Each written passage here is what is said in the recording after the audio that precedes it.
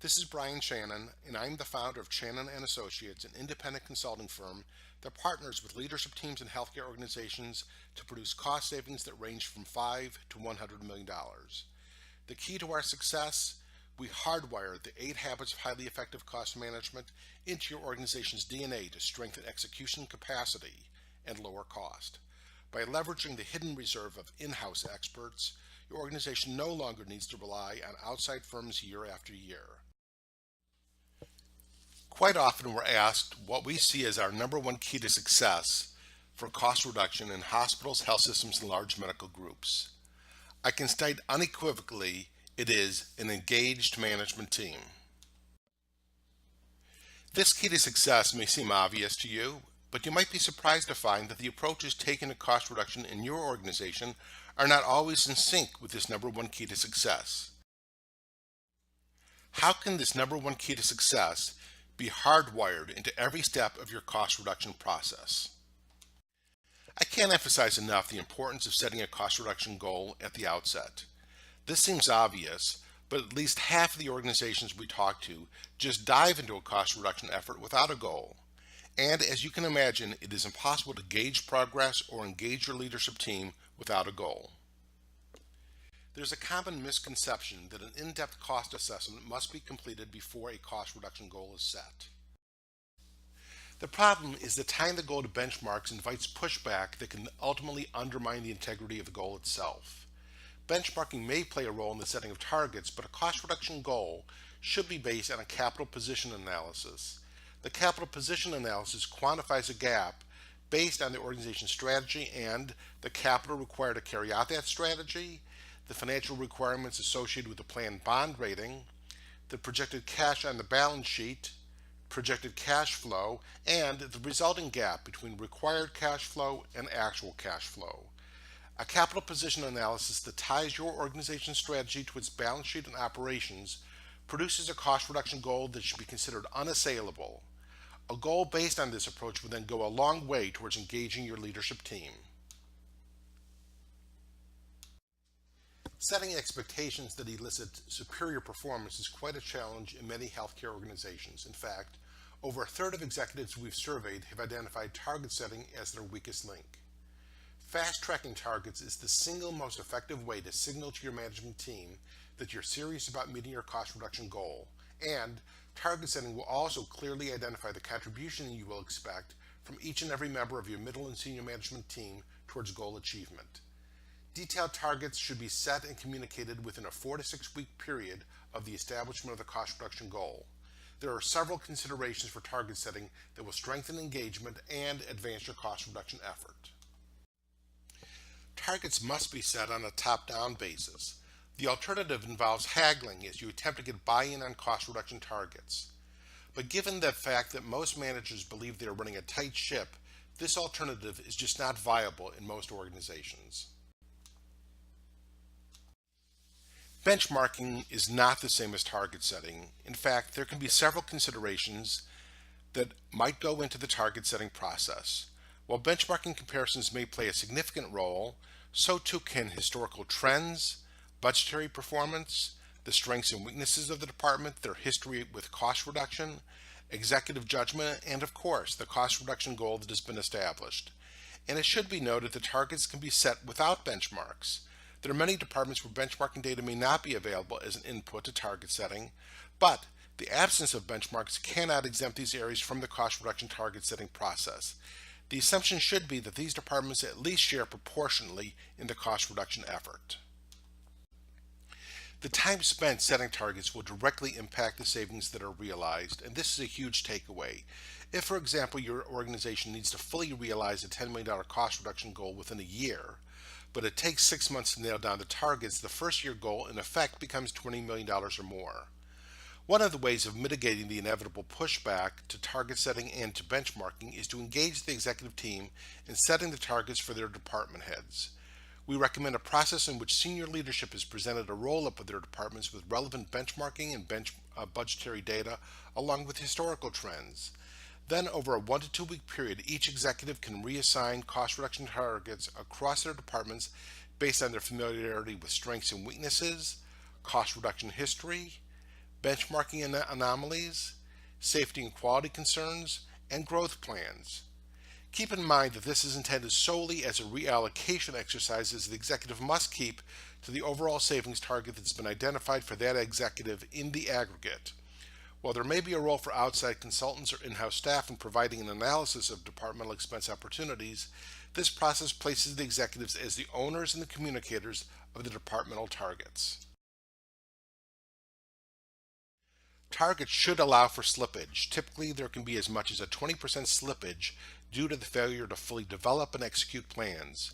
This slippage should be factored into the targets themselves.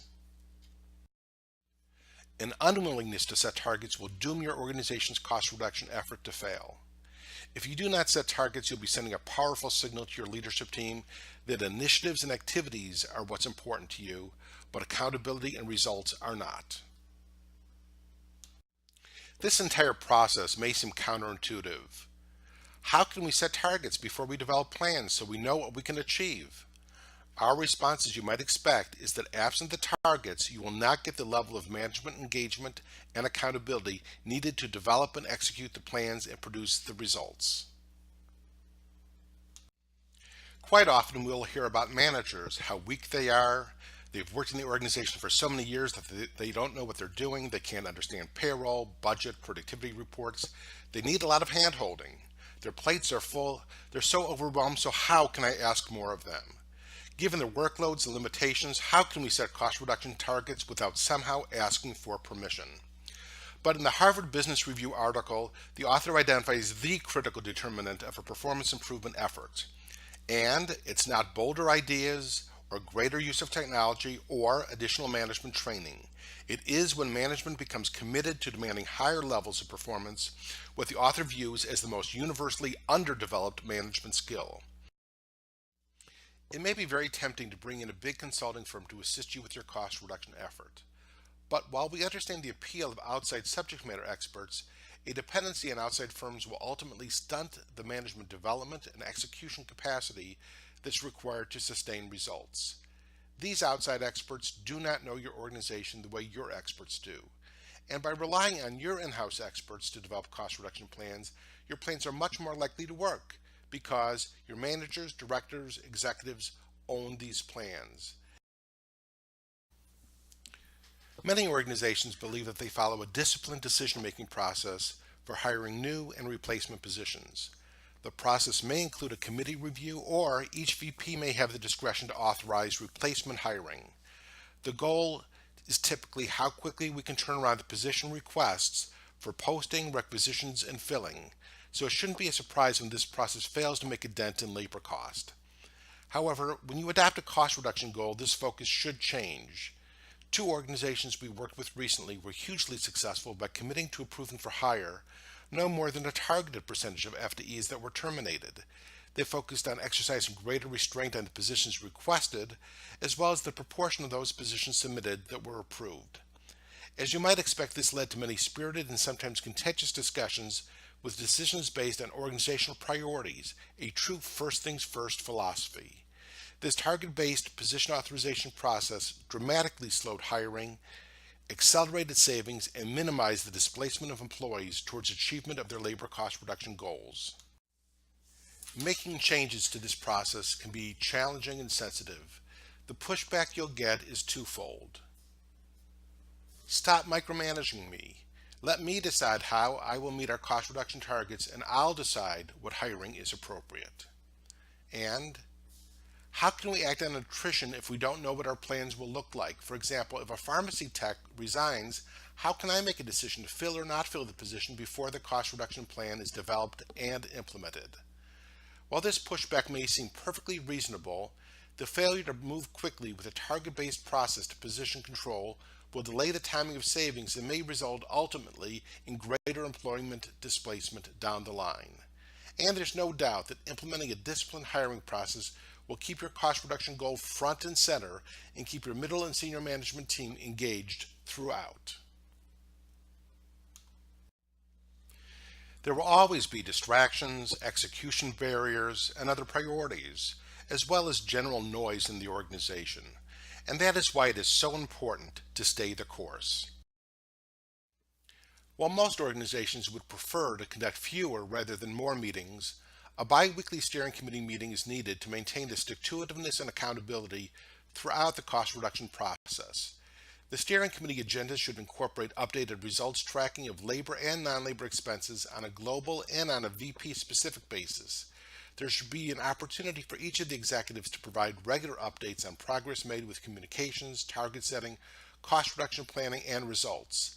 This process can definitely help senior leadership to hold each other accountable and ensure that no one is given a free pass. One of the ways of aligning improvement initiatives with results is to make them budgetable. A full 25% of executives that we've surveyed have identified this as their weakest link. Improvement initiatives that are not linked to the budget are likely unsustainable and will produce unsatisfactory cost savings. Conversely, by baking plans into the budget, you will align performance improvement initiatives and results, and this then becomes the basis for tracking results. It is one thing for everyone to agree that management engagement and accountability is the number one key to a successful cost reduction effort. It's quite another to proactively hardwire this key to success into all aspects of the process. Let's quickly review. Establish a goal that can rally the middle and senior management team that ties to strategic needs of the organization. Make sure to set and communicate targets within 4 to 6 weeks that clarifies expectations and accountability for achieving this goal in a certain time frame. Demand better results. Rely on your experts as they will step up to the table and will be stronger as a result. Implement a target-based hiring process to instill a first things first perspective and accelerate results. Learn to hold each other accountable and maintain stick-to-itiveness through bi-weekly steering committee oversight, and make sure to bake plans into the budget to make them real and to facilitate tracking and accountability. If you like the ideas presented here, I encourage you to call us or visit our ChannonConsulting.com website.